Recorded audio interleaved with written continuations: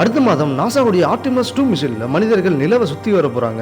2028 நிலவுலேயே இறங்கி. பட் அதுக்கு முன்னாடி நீங்கள் இந்த வீடியோ ஃபுல்லாக பார்க்காம தள்ளி வரதுனால மனிதர்கள் நிலவில் இறங்க முடியாமல் கூட போகலாம். என்னங்க எனக்கு ஒண்ணுமே புரியல. அதுதான் எனக்கும் புரியல. அது ஏன்னா சப்ஸ்கிரைப் பண்ணிட்டு வேலை எடுத்து ஓரமாக வச்சுட்டு கம்முன்னு பாருங்க, என்னன்னு புரியும். ஆரம்பிக்கலாம். இந்த வீடியோ பார்க்க நம்ம யாருமே பிறக்கிறதுக்கு முன்னாடி 1903 ரைட் பிரதர்ஸ் முதல்ல சக்ஸஸ்ஃபுல் ஃப்ளைட்டை கண்டுபிடிக்கிறாங்க. இப்போதான் முதல்ல மனிதர்கள் தரையை விட்டு பறக்கவே ஆரம்பிக்கிறாங்க. இப்படி பறக்க ஆரம்பிச்ச 54 வருஷத்துல 1957 ஸ்புட்னிக் 1 சேட்டலைட்டை ஸ்பேஸுக்கு அனுப்புறாங்க. பட் இது ஆச்சரியம் இல்லை, அடுத்த 13 வருஷத்துல 1969 நாசாவுடைய அப்போலோ 11 மிஷன்ல மனிதர்கள் ஸ்பேஸுக்கே போல, அதையும் தாண்டி நிலாவிலேயே போயிட்டு இறங்கிட்டாங்க. இதுக்கப்புறம் அடுத்தடுத்து அப்போலோ 12, 14, 15, 16, 17 6 முறை 12 ஆஸ்ட்ரோனட்ஸ் நிலவில் இறங்கி இருக்காங்க.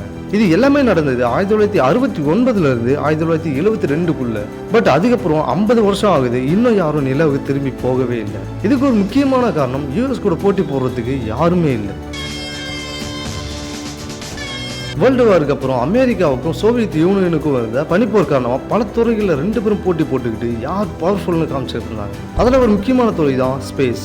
என்னதான் சோவியத் யூனியன் முதல்ல சேட்டலைட்டை ஸ்பேஸுக்கு அனுப்பியிருந்தாலும் இந்த ஸ்பேஸ் ரேஸில் அமெரிக்கா கூட அதுக்கப்புறம் போட்டி போட முடியல. அதனால யூஎஸ்க்கு சரியான போட்டியாளரே இல்லை. என்ன கொடுமை சரவணது.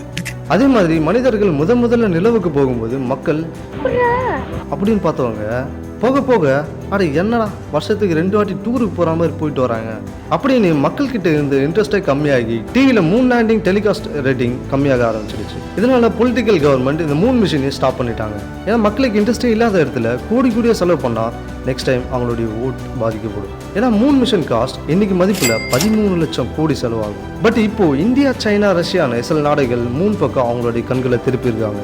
கூடவே இப்போ புது ஜென்ரேஷன் மக்களும் வந்திருக்காங்க. இப்போ அமெரிக்காவும் அவங்களுடைய ராக்கெட்டை மூன் பக்கம் திருப்பி ஆர்டிமஸ் என்ற மிஷனை ஸ்டார்ட் பண்ணியிருக்காங்க. பட் இப்போவும் மக்கள் கிட்ட கொஞ்சம் ஆர்வம் கம்மியாக தான் இருக்கு. பட் இருந்தாலும் அடுத்த மாதம் ஆர்டிமஸ் 2 மிஷன் நிலவை சுற்றி வர தான் போகுது. அதை பொறுத்து தான் மக்களுடைய இன்ட்ரெஸ்ட் எப்படி இருக்குன்னு தெரிஞ்சு 2028 மனிதர்கள் நிலவில் காலை வைப்பாங்களா இல்லையான்னு தெரிய போகுது. உங்களை யாருக்கு நிலாவுக்கு போகணும்னு ஆசை இருக்கு கமெண்ட்ல சொல்லிட்டு என்ன நெக்ஸ்ட் வீடியோக்கு பூஸ்ட் பண்ணுறதுக்கு ஒரு லைக் பண்ணிட்டு நம்ம நெக்ஸ்ட் டைம் மீட் பண்ணுறதுக்கு சப்ஸ்கிரைப் பண்ணி வச்சுக்கோங்க. ஃபியூச்சரில் பார்க்கலாம்.